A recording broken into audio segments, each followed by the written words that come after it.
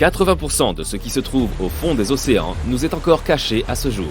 La raison, c'est que l'océan recouvre 70% de la surface de la planète et que nous n'avons donc accès qu'à une petite parcelle de celle-ci. Nous pouvons voir clairement jusqu'à environ 5 km de profondeur dans l'océan. Il n'est par conséquent pas surprenant que nos découvertes les plus récentes en matière de faune et de flore proviennent de l'océan. Il nous reste encore beaucoup de choses à explorer. Par exemple, cette nouvelle espèce de requin appelée Squalus clarkae. Ou encore le plus long animal jamais découvert, une méduse de 47 mètres de long sur laquelle nous sommes tombés un peu plus tôt cette année en Australie.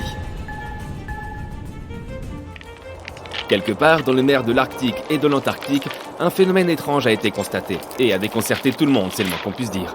Il s'agit des fleurs de givre, mais ce ne sont pas du tout des plantes, simplement des cristaux de glace. Le givre pousse sur les longues tiges des plantes qui parviennent à percer la fine couche de glace à la surface de la mer. Mais les fleurs de givre ne sont pas seulement composées d'eau, elles contiennent toute une variété de micro-organismes, ce qui fait d'elles de petits écosystèmes temporaires. Et tu dois savoir que les volcans ne se trouvent pas uniquement sur la surface visible de la Terre. Les volcans sous-marins sont tout aussi perturbateurs pour la faune qui les entoure. Si les données que nous avons jusqu'à présent sont correctes, l'océan posséderait les volcans les plus actifs de la planète. La plupart se trouvant en moyenne à 2600 mètres sous la surface. Les maelstroms, qui sont des tourbillons puissants et parfois dangereux, sont encore aujourd'hui une source de cauchemar pour de nombreux marins. Ce qui distingue un maelstrom des autres tourbillons, c'est sa taille et sa puissance extraordinaire. Sa violence est telle qu'il peut mettre en difficulté même les plus gros navires. L'un des plus célèbres d'entre eux est le tourbillon de Naruto, et il se trouve près de l'île d'Awaji. Ces marées montent et descendent à une vitesse comprise entre 13 et 19 km/h 2 fois par jour, ce qui en fait l'un des plus rapides au monde. Le naufrage du Titanic est l'événement historique qui a rendu les icebergs célèbres, n'est-ce pas? Eh bien, parfois ces icebergs ont même des rayures colorées. Elles peuvent être brunes, noires, vertes, jaunes et bleues. Évidemment, on dit alors que ce sont des icebergs rayés, et leurs couleurs ont pour origine divers phénomènes naturels. Les rayures bleues, par exemple, apparaissent lorsque la glace fond et regèle très rapidement. S'il y a des rayures vertes sur l'iceberg, cela signifie probablement qu'il y a des algues quelque part à l'intérieur. Les couleurs plus terreuses, comme le brun, le jaune ou le noir, sont présentes pour d'autres raisons. Par exemple, les sédiments que l'eau de mer amasse, puis qui gèlent. En mars 2019, des scientifiques sont tombés sur l'un des phénomènes les plus déconcertants jamais observés dans la mer.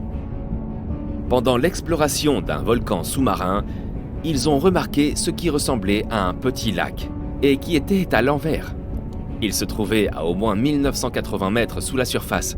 Si tu te dis que ça n'a aucun sens, tu as raison. Ce n'est en fait pas réel.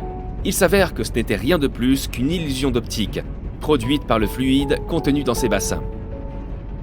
Ce fluide peut atteindre une température de 160 degrés et il est composé de substances chimiques très nocives, du soufre et des métaux par exemple, ce qui rend l'illusion possible. La plus grande chute d'eau du monde est elle aussi cachée sous l'eau. Elle se trouve sous le détroit du Danemark, dans une zone située entre l'Islande et le Groenland. S'il te poussait soudain des branchies de poissons et que tu plongeais sans problème pour respirer sous l'eau, tu pourrais admirer une série de cascades qui commencent à 610 mètres sous la surface et descendent jusqu'à une profondeur de 3050 mètres. En 2011, des chasseurs de trésors suédois ont découvert au fond de la mer Baltique un objet qu'ils ont décrit comme étrange et mystérieux. Il est de forme ovale avec une structure en escalier très surprenante. Le chef de l'équipe, ayant fait la découverte, a même affirmé qu'il avait dû être construit il y a des dizaines de milliers d'années, avant même l'ère glaciaire, et qu'il aurait fait partie de la mythique cité sous-marine de l'Atlantide.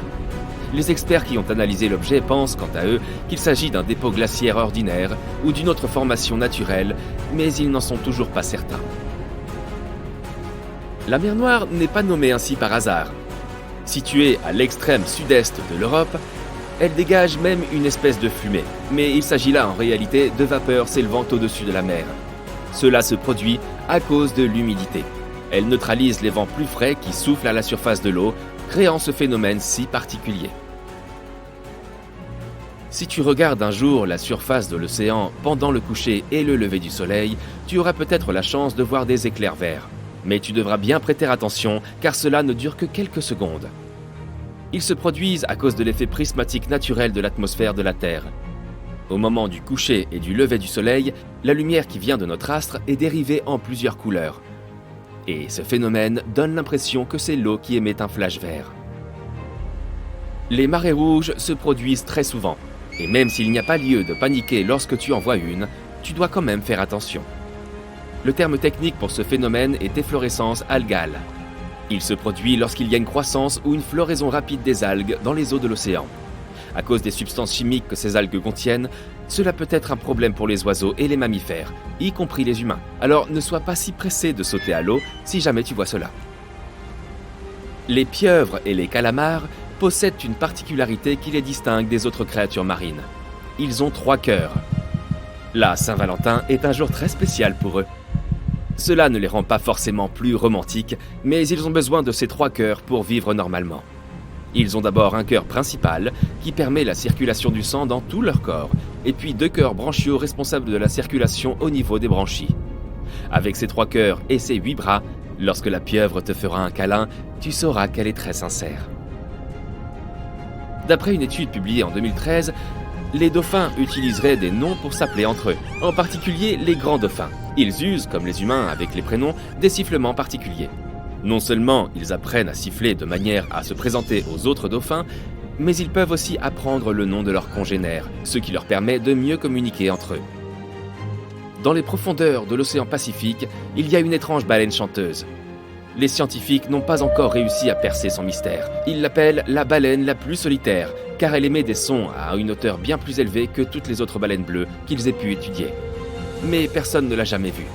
Les chercheurs pensent que sa façon de chanter, si étrange, l'empêche peut-être de trouver un partenaire. Oh. Les baleines bleues possèdent elles aussi une particularité. Leur cœur fait plus d'1,50 m de long. Il fait aussi environ 1,20 m de large et peut peser plus de 180 kg. Pour comparaison, ton cœur fait à peu près la taille de ton poing. Il est donc bien plus petit. Nous sommes déjà plutôt intimidés par les créatures marines. Mais imagine ça, ils poussent aux requins des milliers de dents. Et pas seulement 1 ou 2 milliers, ils leur poussent jusqu'à 30 000 dents au cours de leur vie pour être précis. Oui, leurs dentistes doivent avoir de belles voitures. On en apprend tous les jours. Les scientifiques n'ont pas encore identifié de créatures sur Terre capables de vivre éternellement. Mais il semble que cela soit sur le point de changer. Une minuscule méduse, encore plus petite que l'ongle de ton petit doigt, semble être l'incarnation vivante de Benjamin Button. En effet, elle aurait la capacité de revenir à un stade de développement antérieur dès qu'elle se trouve en danger ou quand elle est extrêmement affamée et à court de nourriture. Pas étonnant qu'on la surnomme la méduse immortelle. Nous connaissons cette espèce depuis des centaines d'années, mais il nous a fallu attendre les années 1990 pour découvrir ses caractéristiques si uniques. Nous ne savons pas encore comment elle est capable de produire des cellules qui régressent et se régénèrent, mais il se pourrait bien qu'elle détienne un secret susceptible de contribuer au progrès de la médecine, tant pour les animaux que pour les humains.